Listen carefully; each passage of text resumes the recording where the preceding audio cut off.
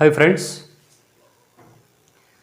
ఈరోజు మనం discuss చేయబోయేటువంటి topic relative clauses రెండవ భాగం. ఇంతకుముందు రిలేటివ్ క్లాజెస్ 1 అనేటువంటి దాంట్లో అడ్జెక్టివ్ క్లాజెస్ అనేటువంటిది మనం నేర్చుకున్నాం. ఈరోజు ఈ టాపిక్లో కంటిన్యూయేషన్లో అడ్జెక్టివ్ క్లాజెస్ తర్వాత వచ్చేటువంటిది అడ్వర్బ్ క్లాజెస్ అనేటువంటిది వాటి గురించి తెలుసుకుంటున్నాం. లోపటికి వెళ్ళే కంటే ముందు ఇంకా నా ఛానల్ని సబ్స్క్రైబ్ చేయనటువంటి వాళ్ళు ఎవరైనా ఉంటే సబ్స్క్రైబ్ చేయండి. సబ్స్క్రైబ్ తర్వాత బెల్ బటన్ని ప్రెస్ చేస్తే ఇక ముందు చేయబోయేటువంటి అన్ని నోటిఫికేషన్స్, నా యొక్క వీడియో నోటిఫికేషన్స్ అన్నీ కూడా మీకు వస్తూ ఉంటాయి. సో ఫ్రెండ్స్, మొట్టమొదట మీరు సబ్స్క్రైబ్ చేయడం మాత్రం మర్చిపోవద్దు.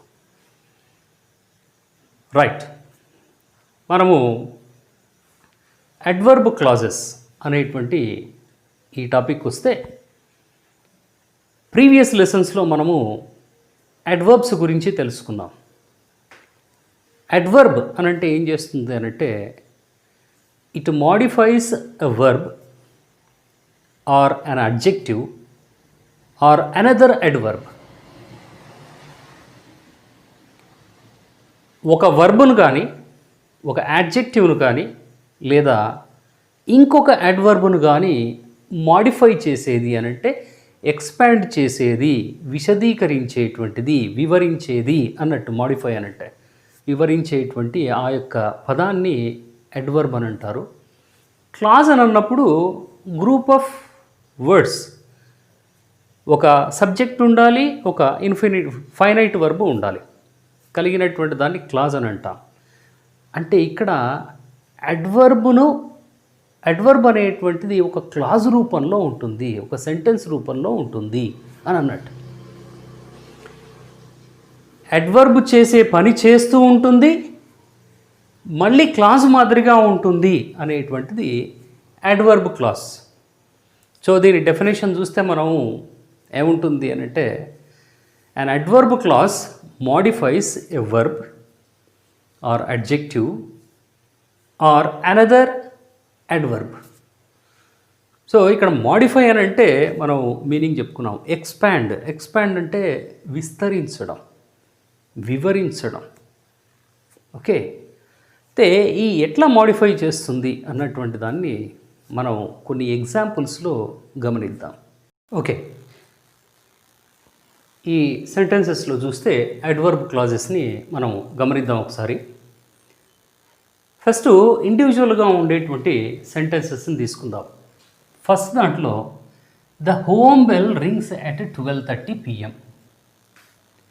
All the students go for lunch at 12:30 PM. Home bell ring అయ్యేటువంటిది 12:30నే, స్టూడెంట్స్ లంచ్కు వెళ్ళేది కూడా 12:30నే. అంటే దీంట్లో ఒక టైం అనేటువంటిది కామన్గా ఉంది రెండిట్లో. అంటే ఒక సమయానికి ఒక పని జరుగుతూ ఉంది అనేటువంటిది తెలుస్తూ ఉంది. సో దీంట్లో all the students go for lunch when the home bell rings అని అన్నాడు. When the home bell rings, ఎప్పుడైతే ఇంటి గంట కొట్టబడిందో, ఇంటి గంట మోగిందో ఆ సమయానికే పిల్లలందరూ లంచ్కు వెళ్తున్నారు అనేటువంటిది. ఇక్కడ వెన్ అనేటువంటి ఈ పదము ఈ రెండు సెంటెన్సెస్ని కలిపింది, కలుపుతూ అది ఒక టైంని మెన్షన్ చేస్తుంది అనేది అర్థమైంది. ఆ టైం ఏదంటే 12:30 PM. అంటే 12:30కి హోమ్ బెల్ జరుగుతుంది. ఆ 12:30కే హోమ్ బెల్ కొట్టిన వెంటనే ఆ టైంకే పిల్లలు ఇంటికి వెళ్తారు, లంచ్కి వెళ్తారు అనేటువంటిది ఇక్కడ. So when the home bell rings అనేటువంటిది ఇక్కడ అడ్వర్బ్ క్లాజ్. ఈ అడ్వర్బ్ క్లాజ్ అనేటువంటిది ఇక్కడ ఒక దాని ముందు సెంటెన్సు వెన్ తోటి లింక్ చేయబడుతుంది. వెన్ అనేటువంటిది టైం చెప్తుంది అనేది తెలుస్తోంది. రెండవ ఎగ్జాంపుల్లో చూస్తే I was born in a hospital, I want to see that hospital అని అన్నాడు. ఇక్కడ కూడా కామన్గా ఉండేటువంటిది ఏంటి అని అంటే హాస్పిటల్, ఇది ఒక ప్లేస్. సో దీన్ని కలిపినప్పుడు ఏం చెప్తున్నావు అంటే I want to see the hospital where I was born అని అన్నాం.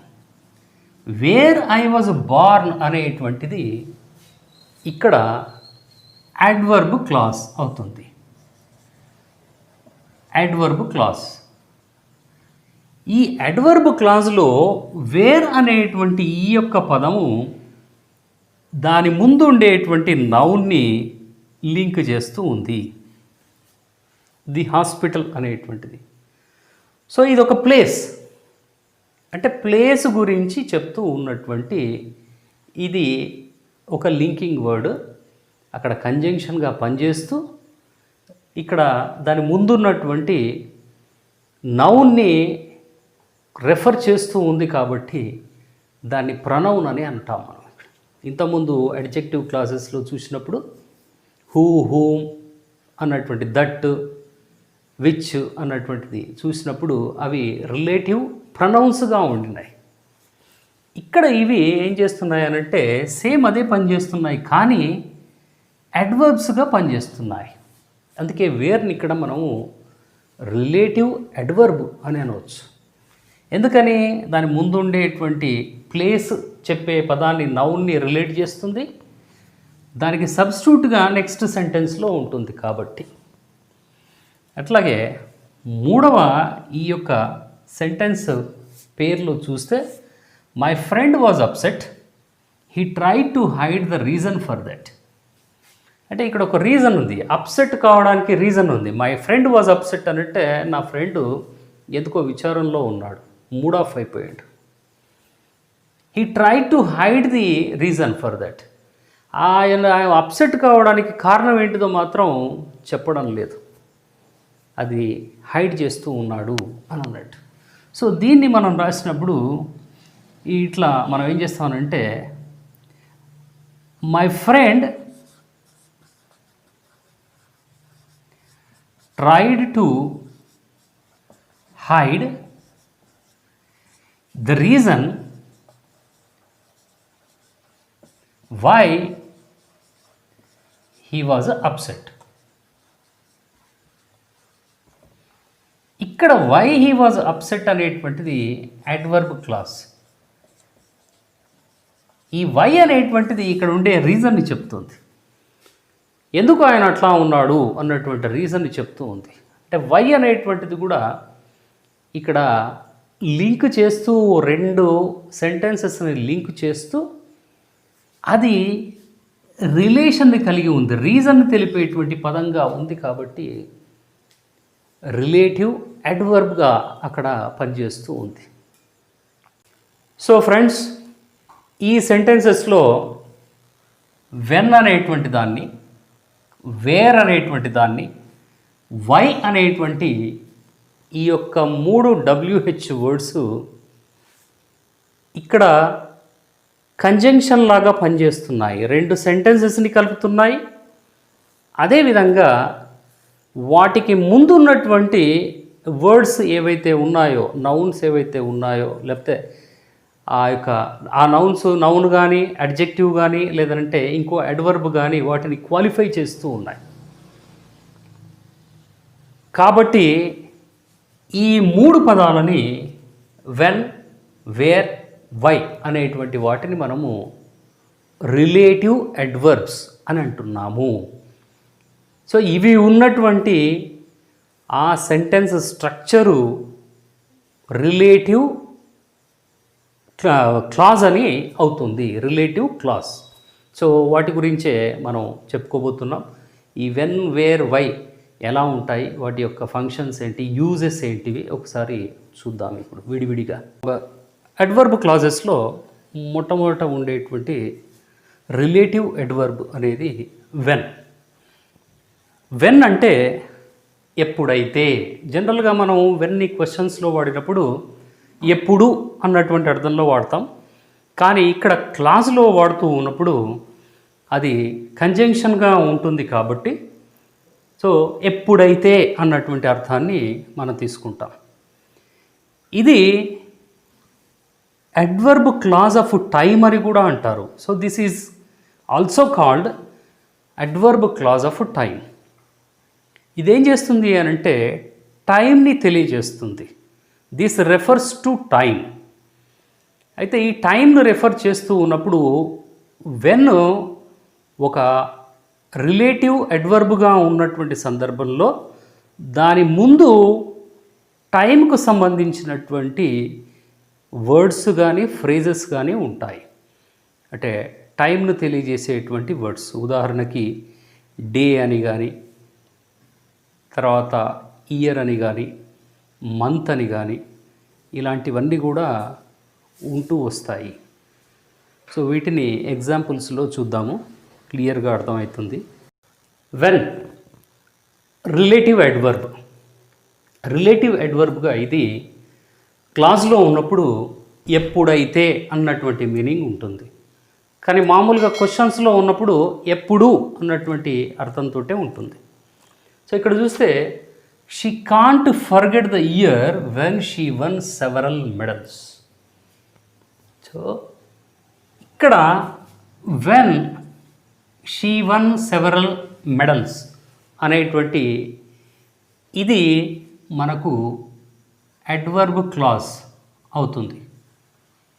ఈ అడ్వర్బ్ క్లాజ్లో వెన్ అనేటువంటిది రిలేటివ్ అడ్వర్బ్. అంటే దీని రిలేషను, దీని పని అడ్వర్బ్ లాగా ఉంటుంది. అది దాని ముందు ఉండేటువంటి టైంను చెప్పేటువంటి వర్డ్స్ని రిలేట్ చేస్తుంది. టైం చెప్పే వర్డ్ ఇక్కడ ద ఇయర్ అని ఉంది కాబట్టి ద ఇయర్ని రెఫర్ చేస్తుంది. దీంతో రిలేషన్లో ఉంది, అంటే దాన్ని రిలేట్ చేస్తూ రెఫర్ చేస్తూ దానికి సబ్స్టిట్యూట్ వర్డ్గా ఇందులో ఉంటుంది. అందుకు రిలేటివ్ అడ్వర్బ్గా అది పనిచేస్తూ ఉంటుంది. పైగా రెండు వాక్యాల్ని కలుపుతూ ఉంది. ఏదేది? She can't forget the year అనేది షీ వన్ సెవరల్ మెడల్స్ అనేటువంటిది. సో ఇట్లా రిలేటివ్ అడ్వర్బ్ అనేటువంటిది లింకింగ్ వర్డ్గా ఉంటుంది. ప్లస్ వెన్ అనేటువంటిది టైంని రెఫర్ చేస్తూ ఉంటుంది. మీనింగ్ చూస్తే చూడండి, she can't forget the year when she won several medals. ఆమె ఎన్నో మెడల్స్ గెలిచినటువంటి ఆ సంవత్సరాన్ని మర్చిపోలేదు అని అన్నట్టు. రెండవ సెంటెన్స్కి వస్తే I can't remember the day when I first join the school అని అన్నాం. దీంట్లో when I first join the school అనేటువంటిది రిలేటివ్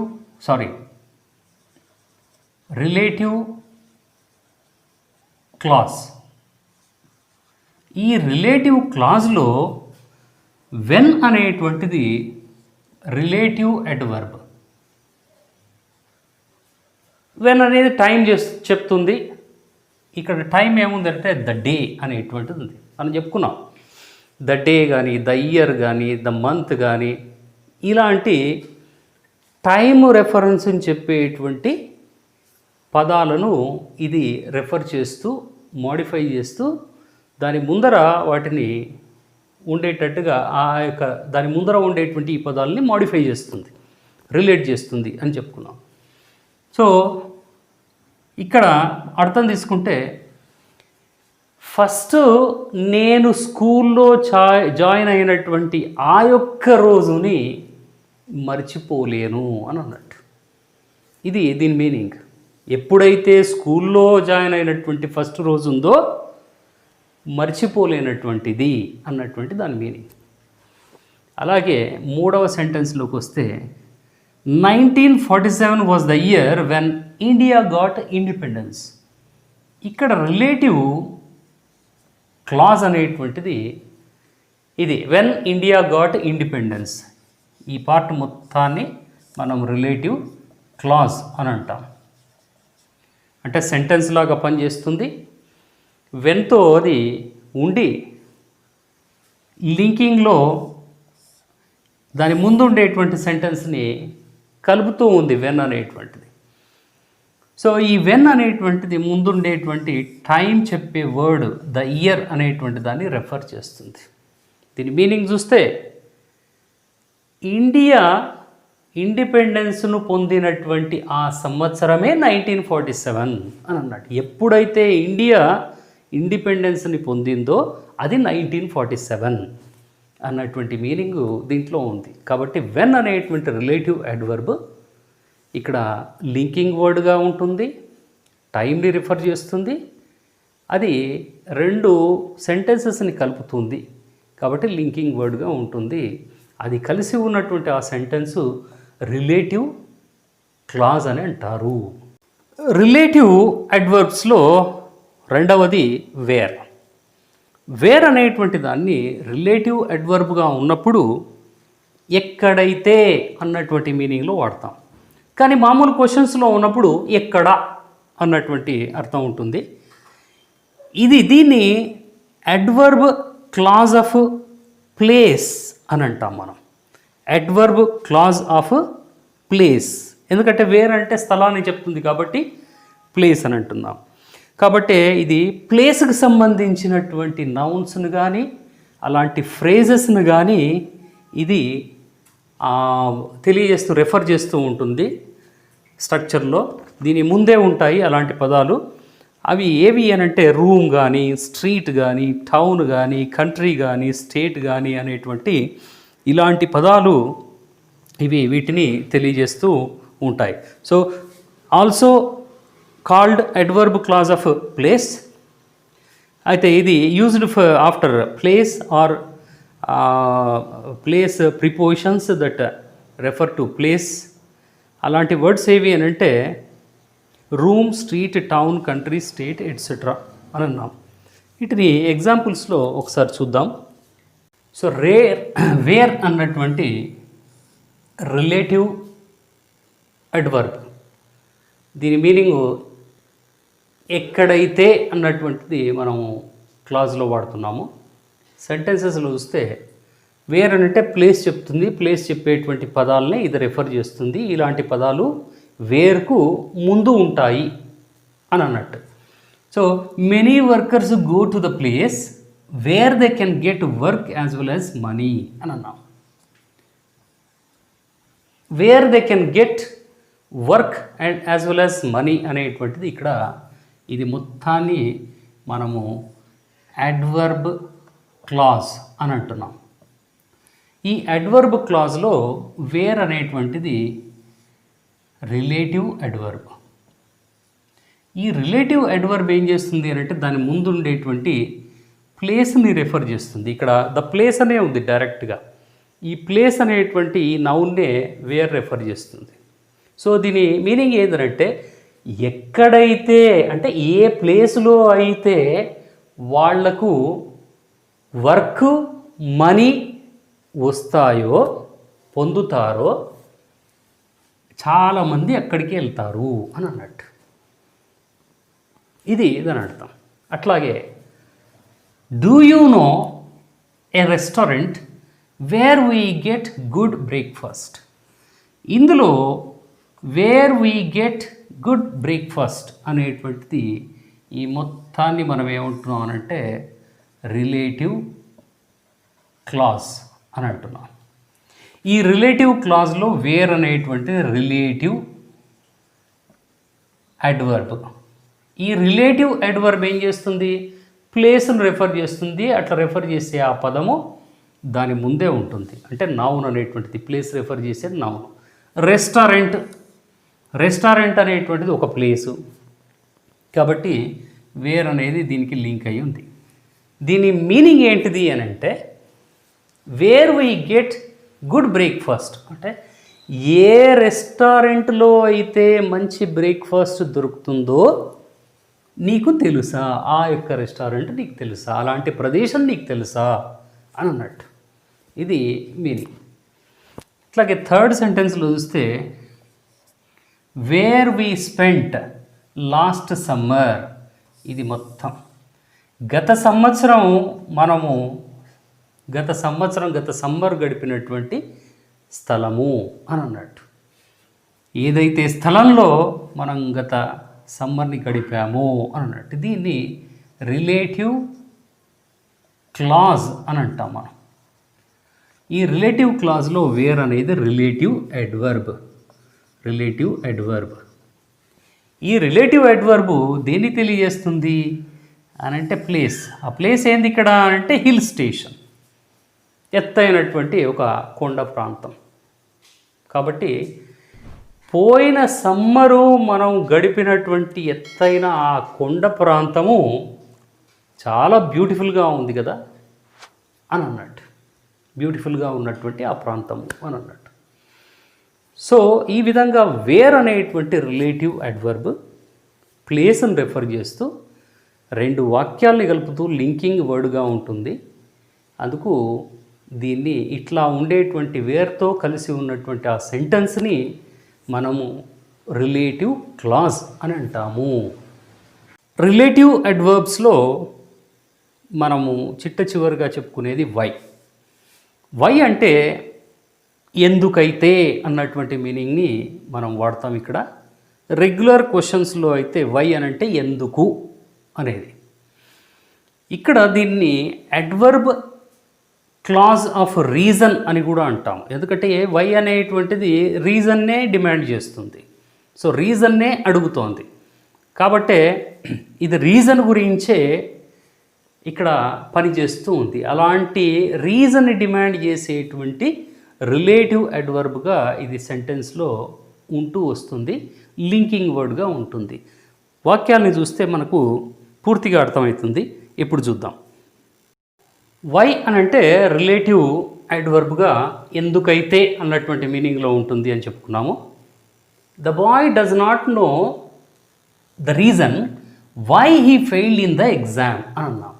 ఇక్కడ why he failed in the exam అనేటువంటిది రిలేటివ్ క్లాజ్. ఈ రిలేటివ్ క్లాజ్లో వై అనేటువంటిది relative adverb.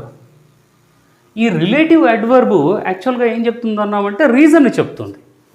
So the boy does not know why he failed in the exam. ఇక్కడ reason అనేటువంటిది రాసినా రాయకున్నా అదే మీనింగ్ ఉంటుంది. కాబట్టి దీన్ని బ్రాకెట్లో ఉంచాం. రీజన్ అనేటువంటిది రాస్తే క్లారిటీ ఉంటుంది. The boy does not know the reason why he failed in the exam. ఎందుకు అయితే ఆ పిల్లాడు ఎగ్జామ్లో ఫెయిల్ అయ్యిండు అనేటువంటి రీజను తెలియడం లేదు అబ్బాయికి. అట్లా. సో ఇక్కడ సెకండ్ సెంటెన్స్లో చూస్తే tell me the reason why you came to late to the class. ఈ why you came late to the class అనేటువంటిది రిలేటివ్ క్లాజ్. ఇందులో వై అనేటువంటిది రిలేటివ్ అడ్వర్బ్. ఈ రిలేటివ్ అడ్వర్బ్ రీజన్ని డిమాండ్ చేస్తుంది. ఎందుకు అనంటే లేట్కి ఎందుకు వచ్చినావో వచ్చినటువంటి ఆ రీజన్ని చెప్పు అంటున్నాడు. So there is some reason. ఆ రీజన్ ఏంటిదో చెప్పు అనేటువంటిది. And when we go to the third, I still don't know the reason why I was not selected అన్నటువంటి దీంట్లో why I was not selected అన్నటువంటిది రిలేటివ్ క్లాజ్. దీంట్లో why అనేటువంటిది relative adverb. So ఇదేం చేస్తుందనంటే రీజను ఆయన సెలెక్షన్ కాకపోవడానికి reason అనేటువంటి దాన్ని తెలుపుతోంది. అందుకే ఆ రీజన్ ఏంటిదో ఆయనకు తెలవడం లేదు. ఎందుకు? కాన్ఫిడెంట్గా ఉన్నాడు, సెలెక్ట్ అవుతాను అన్నటువంటి కాన్ఫిడెన్స్లో ఉన్నాడు. కాబట్టి ఈ దీంట్లో ఆ రీజన్ తెలియడం లేదు అన్నటువంటిది. సో ఈ విధంగా వై అనేటువంటి రిలేటివ్ అడ్వర్బ్ రీజన్ని చెప్తూ ఉంది. రెండు సెంటెన్సెస్ని కలుపుతూ అది లింకింగ్ వర్డ్గా ఉంటుంది. కాబట్టి ఇది రిలేటివ్ అడ్వర్బ్ అయింది. వై తోటి స్టార్ట్ అయ్యి ఒక స్ట్రక్చర్లో సెంటెన్స్ ఉంటే దాన్ని రిలేటివ్ క్లాజ్ అంటాం. దాని ముందు ఇంకో సెంటెన్స్ కూడా ఉండాలి, అది రీజన్ను తెలుపుతూ ఉండాలి. ఫ్రెండ్స్, ఇప్పుడు కొంచెం అండర్స్టాండింగ్ కొరకు ప్రాక్టీస్ ఎక్సర్సైజ్ ఒకసారి చూద్దాము. దీంట్లో రిలేటివ్ ప్రొనౌన్స్ ఏమున్నాయి, రిలేటివ్ అడ్వర్బ్స్ ఏమేమి ఉన్నాయి అనేటువంటిది ఒకసారి చూద్దాం. వాటిని మనము ఐడెంటిఫై చేయాలి. కింద సెంటెన్సెస్ చూస్తే why do you ask questions why which are too complicated. ఇందులో విచ్ ఆర్ టూ కాంప్లికేటెడ్ అనేటువంటిది క్లాజ్ మనకు. ఈ విచ్ అనేటువంటిది మనకు రిలేటివ్ ప్రొనౌన్గా ఉంది కాబట్టి రిలేటివ్ ప్రొనౌన్స్ వస్తే దాని ముందు ఉండేటువంటి నౌన్స్ని అవి క్వాలిఫై చేస్తూ ఉంటాయి. అందుకే దీన్ని రిలేటివ్ క్లాజ్ అని అంటాం మనం. అడ్జెక్టివ్ క్లాజ్ అని కూడా అంటాం. రెండవ దాంట్లో soda maker is a machine which makes soda. దీంట్లో కూడా విచ్ అనేటువంటిదే రిలేటివ్ ప్రొనౌను. ఇది ముందర ఉండేటువంటి మెషిన్ అనేటువంటి నౌన్ని మాడిఫై చేస్తూ రెఫర్ చేస్తూ ఉంది. దాని ముందు ఉండేటువంటి సెంటెన్స్ని లింక్ చేస్తుంది. కాబట్టి a soda maker is a machine which makes soda అని అంటున్నాయి. ఏదైతే మెషిన్ సోడా తయారు చేస్తూ ఉందో దాన్ని సోడా మేకర్ అంటారు అనేది దీని అర్థం. The people who worked there are friendly అని అన్నాడు. ఇక్కడ హూ అనేటువంటిది రిలేటివ్ ప్రొనౌన్. సో ఇది దాని ముందు ఉండేటువంటి నౌన్ ద పీపుల్ అనేటువంటి దాన్ని రెఫర్ చేస్తూ ఉంది. కాబట్టి ఇది అడ్జెక్టివ్ క్లాస్ అవుతుంది అన్నట్టు. They are 3 brothers all of who లేదంటే హూమ్ ఆర్ ఎంప్లాయీస్. ఇందులో ఉండేటువంటి రిలేటివ్ ప్రొనౌను హూ హూమ్ అని అనుకోవచ్చు. మనం చెప్పుకున్నాం హూమ్ అనేటువంటిది మోడర్న్ ఇంగ్లీష్లో హూమ్ ప్లేస్లో హూను కూడా ఉపయోగిస్తున్నారు, లేదంటే హూమ్ కూడా ఉపయోగించవచ్చు అనేటువంటిది. కాబట్టి హూమ్ అనేటువంటిది ఇక్కడ రిలేటివ్ ప్రొనౌన్గా ఉంది కాబట్టి ఇది అడ్జెక్టివ్ క్లాజ్ అవుతుంది.